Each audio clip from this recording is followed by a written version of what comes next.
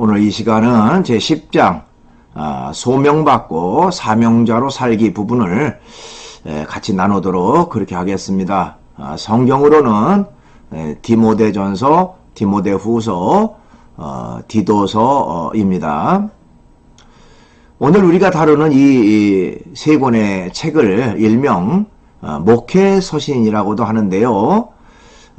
그 이유가 무엇인지에 대한 내용을 좀 알아보도록 하겠습니다. 또 각 책에서는 예수 그리스도를 어떤 분으로 묘사하고 있는지, 또 핵심 주제와 메시지는 무엇인지 살펴보도록 하겠습니다. 더 나아가서 우리가 사명 완수를 다하기 위해서는 어떤 것들이 필요한지를 같이 나누도록 그렇게 하겠습니다. 그러면 PPT를 보면서 수업을 계속 이어가도록 하겠습니다.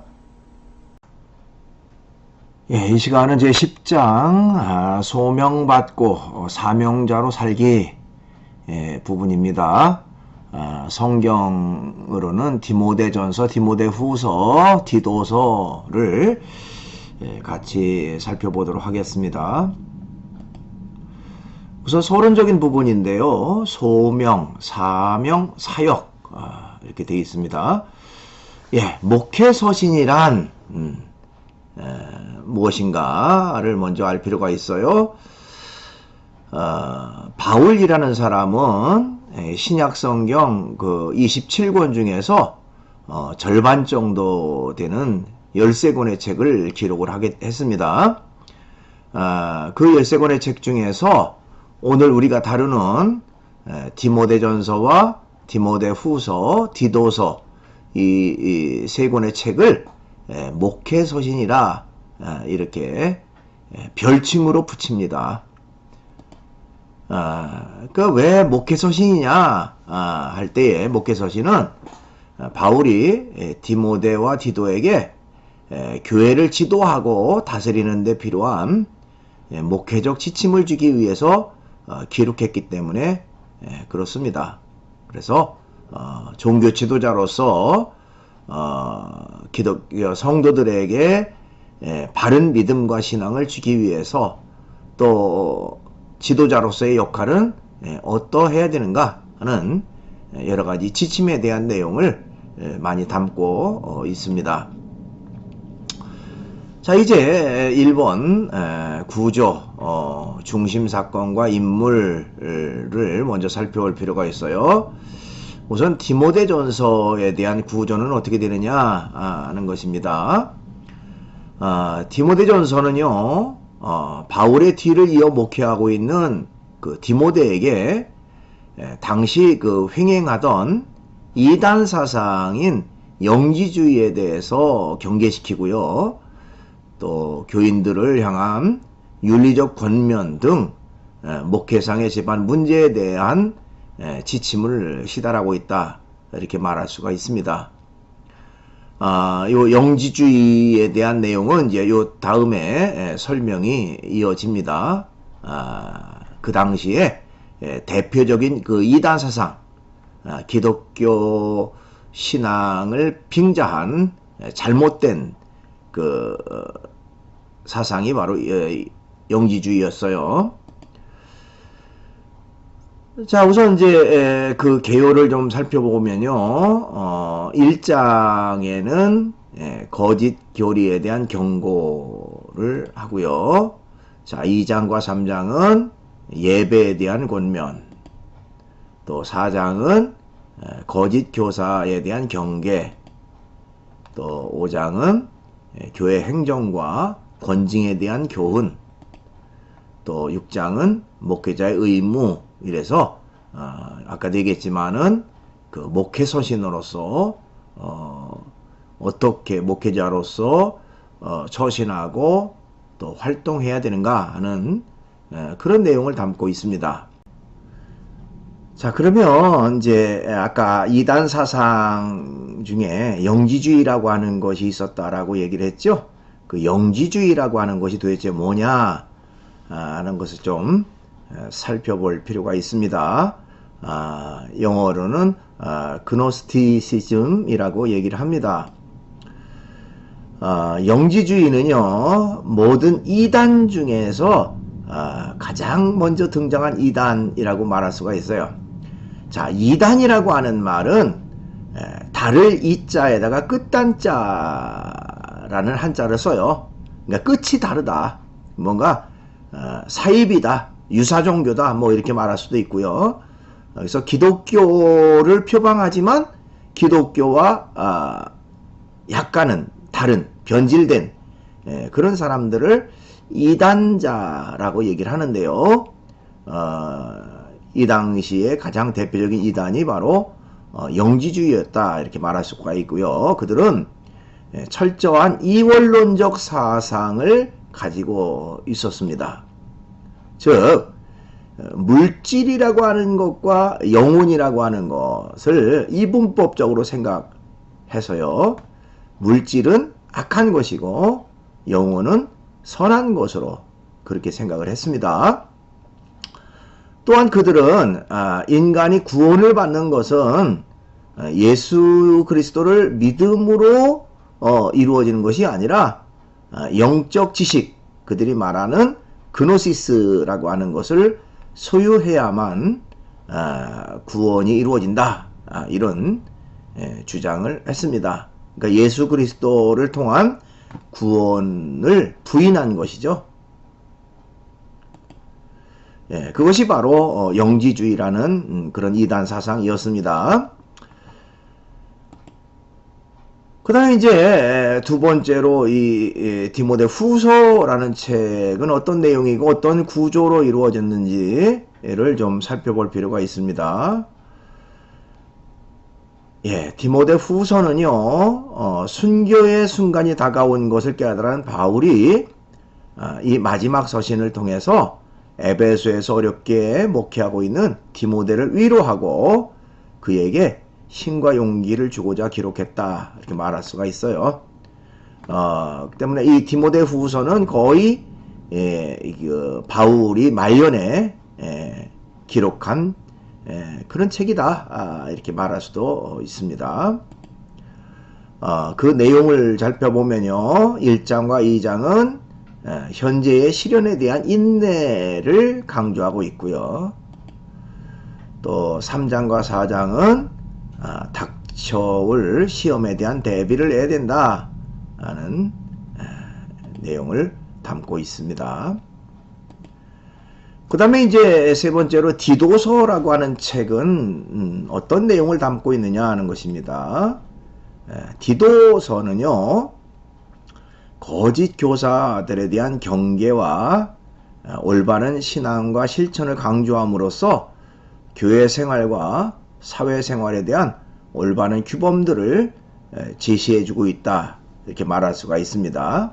그러니까 아까 그 이단 사상 중에 하나인 그 영지주의라고 하는 것을 비롯해서 잘못된 교리, 잘못된 신앙을 전하는 그런 거짓 교사들에 대한 경계를 강조하고 있습니다. 1장은 장로의 임명에 대한 내용, 또 2장과 3장은 일반적인 권면, 이렇게 되어 있습니다. 자, 그러면 이제 뭐 교재에는 안 나왔습니다만은 요 인물 되는 사람 몇 사람을 좀 살펴볼 필요가 있어요. 우선 디모데라는 사람은 누구인가 하는 것부터 좀 살펴보려고 합니다. 자, 디모데라는 사람의 이름의 뜻은요, 하나님을 공경한다, 그런 의미로 지어졌다고 그래요. 자, 소아시아, 우리가 일반적으로 지금 현재 지도에 의하면 그 터키 지역에 해당됩니다. 터키 지역을 일명 소아시아라고 불렀는데요. 그 지역의 루가오니오에서 태어난 사람이다, 이렇게 말할 수가 있고요. 자, 어머니는 유니게라는 사람이고요. 또 할머니는 로이스라고 하는 사람으로서 굉장히 경건한 크리스찬 가정이었다고 해요. 이렇게 이제 외할머니로부터 어머니에게, 그리고 어머니로부터 디모데에게 이렇게 기독교 신앙의 뿌리가 이어졌다라고 말할 수가 있습니다. 자, 디모데를 어릴 때부터 성경으로 잘 가르쳐 모든 사람에게 칭찬을 듣는 모범 청년이 되게 했다. 아주 뿌리 깊은 그 신앙의 가정에서 태어났다, 이렇게 말할 수도 있습니다. 이 디모데라는 사람은요, 바울과 함께 소아시아, 헬라, 마게도니아, 로마 등지에 순회하면서 전도를 했는데요. 바울은 그를 가리켜서 나와 함께 수고하는 자, 그렇게 말하기도 했고요. 또 내 귀하고 신실한 아들, 이렇게까지 표현을 했습니다. 그 정도로 신임하고 그 정도로 아끼고 사랑했던 사람이 바로 디모데였다, 이렇게 말할 수가 있습니다. 그 다음에 디도라고 하는 사람은 누구인가 하는 것도 좀 우리가 상식선에서 알 필요가 있어요. 자, 디도라고 하는 이름의 뜻은요, 공경한다 라는 의미를 담고 있고요. 이 사람은 그 그리스 사람, 헬라 사람이고요. 바울이 예루살렘 공회에 갈 때에 동행했고요. 또 순회 전도 여행 시에 함께 하면서 고락을 같이 했던 사람이 바로 디모데였다는 것입니다. 그러니까 바울이 기독교 복음을 전할 때에 이 디도도 아주 협력자로서 큰 역할을 했던 사람이 바로 디도다, 이렇게 말할 수가 있습니다. 그는 바울에게 참 아들, 동무, 동역자라고 불릴 정도로 바울의 많은 사랑과 신임을 받은 그런 사람이었다, 이렇게 말할 수가 있어요. 그래서 앞에 나오는 디모데와 이 디도라는 인물이 어떤 인물인지 살펴봤습니다. 자, 본문에 나타난 그리스도인데요. 디모데 전서에서 바울은요, 그리스도를 중보자로 기록하고 있습니다. 중보자라고 하는 것은 중간에서 다리를 놓은 사람, 또 중간 역할을 한 사람, 뭐 그렇게 말할 수가 있는데요. 어떤 중간 역할이냐? 하나님과 인간 사이에 그 어떤 그 다리 역할을 했던 분이 바로 예수 그리스도라, 이렇게 말할 수가 있습니다. 하나님은 한 분이고 또 하나님과 사람 사이에 중보자도 한 분이시며 그분이 곧 예수 그리스도임을 설명하고 있습니다. 디모데전서 2장 5절에 보니까요, 하나님은 한 분이시요 또 하나님과 사람 사이에 중보자도 한 분이시니 곧 사람이신 그리스도 예수라 하는 얘기가 나옵니다.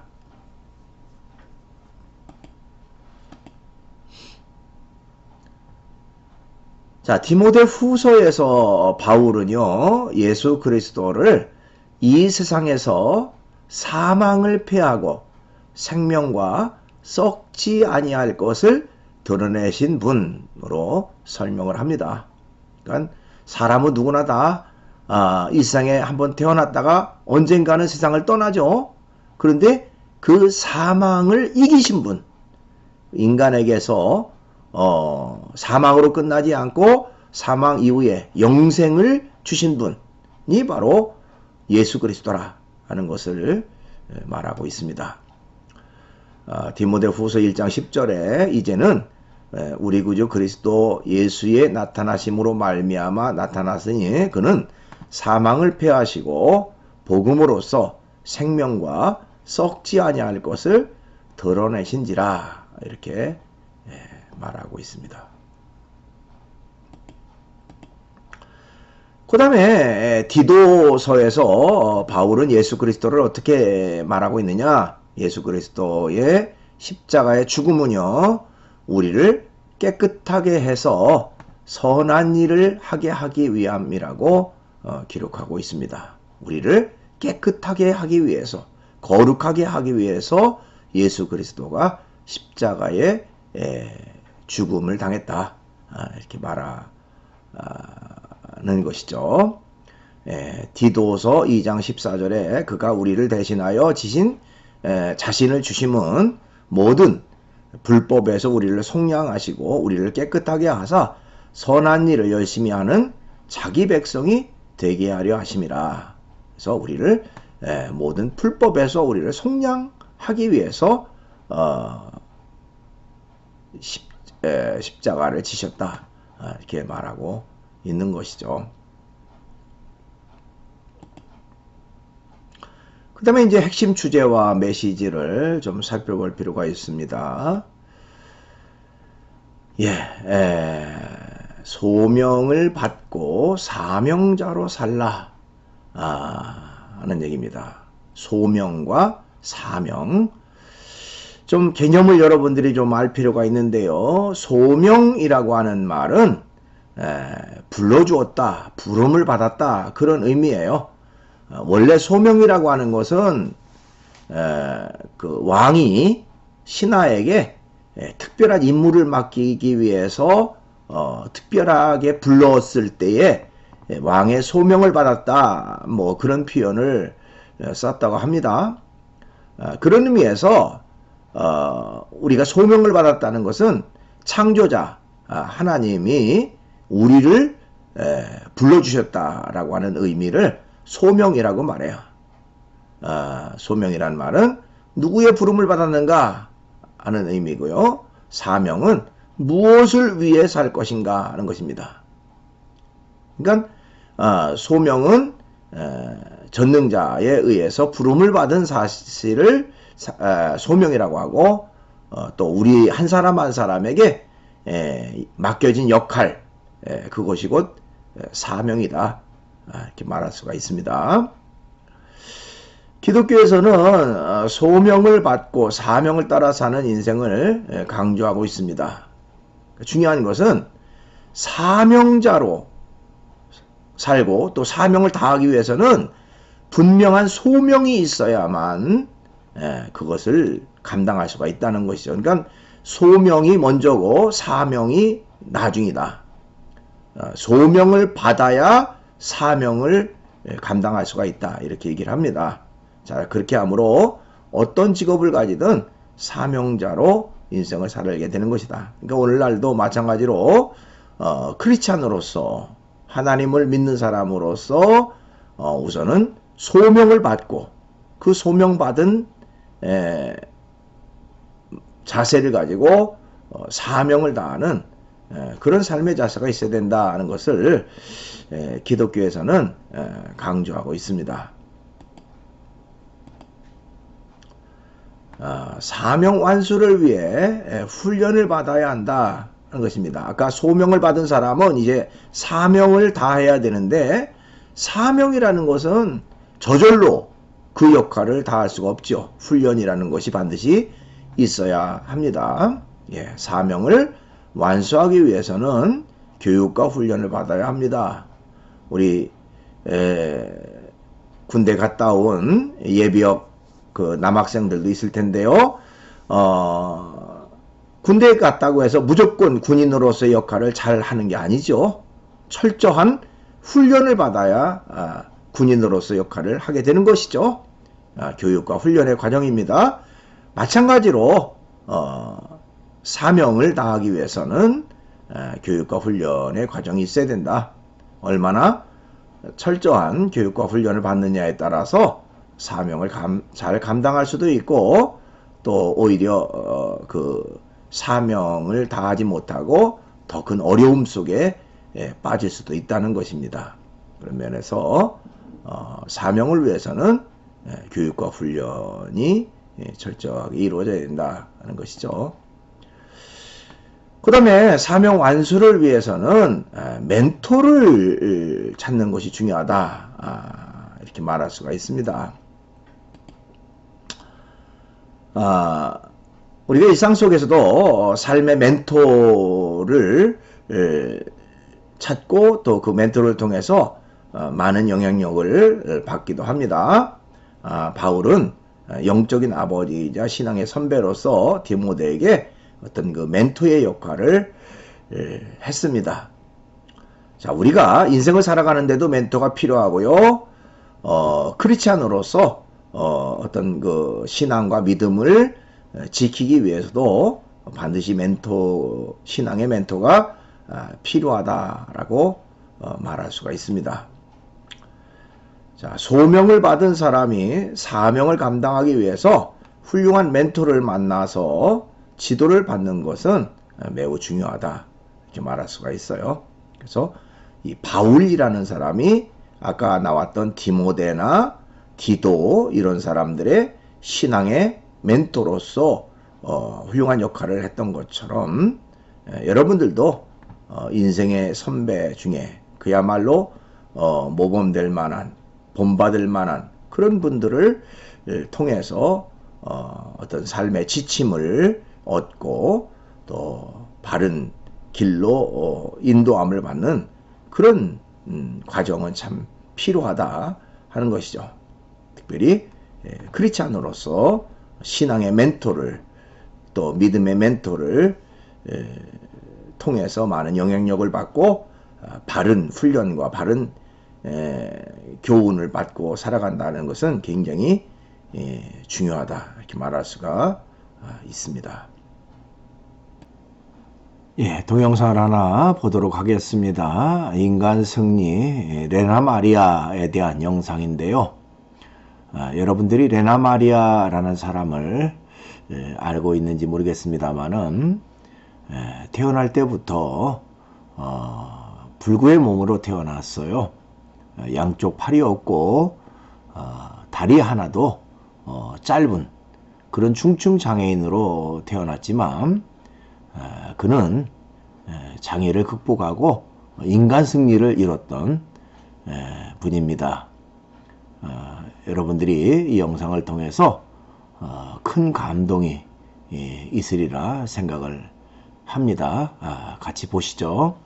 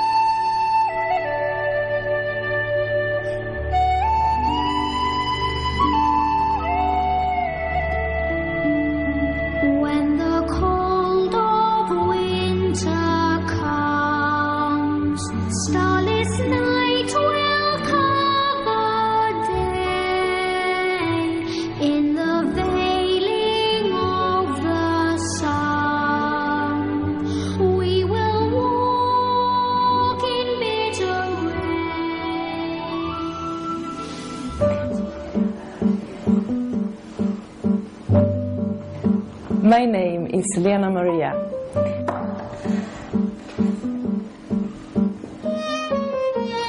Since I'm born with no arms and hands, I use my feet instead.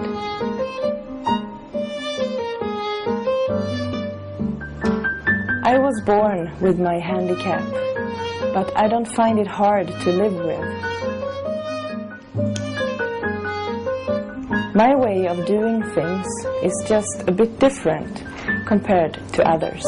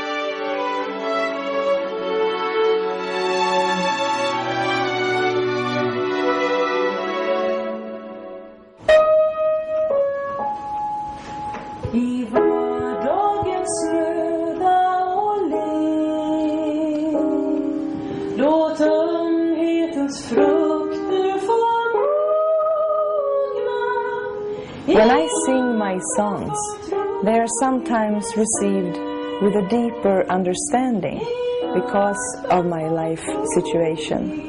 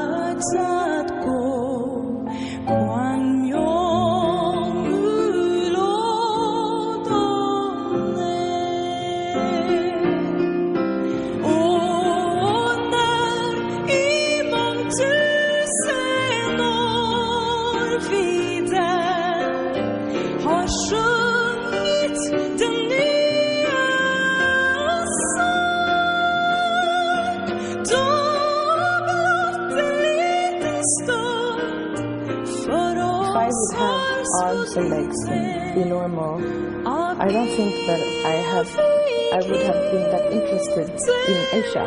Maybe, I don't know. If those things that I try to express through my singing and painting and so on, if those things can be an encouragement to other people as well, then I think I reached my goal.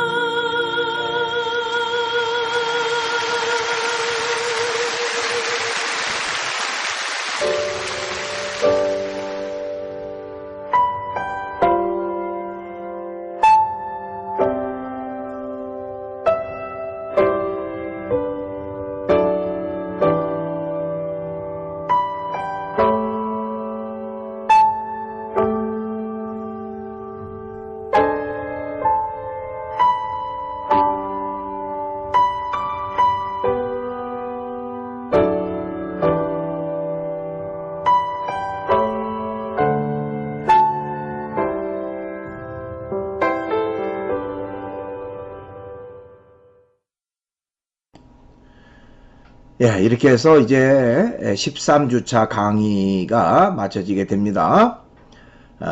강의 후에 항상 퀴즈가 나오죠. 제 13주차 퀴즈는요, 소명과 사명의 의미는 무엇인가요? 하는 내용입니다. 여러분들이 그 내용을 사이버 캠퍼스 질의응답란에 적으시면 되겠습니다. 강의를 듣느라고 대단히 수고 많았습니다.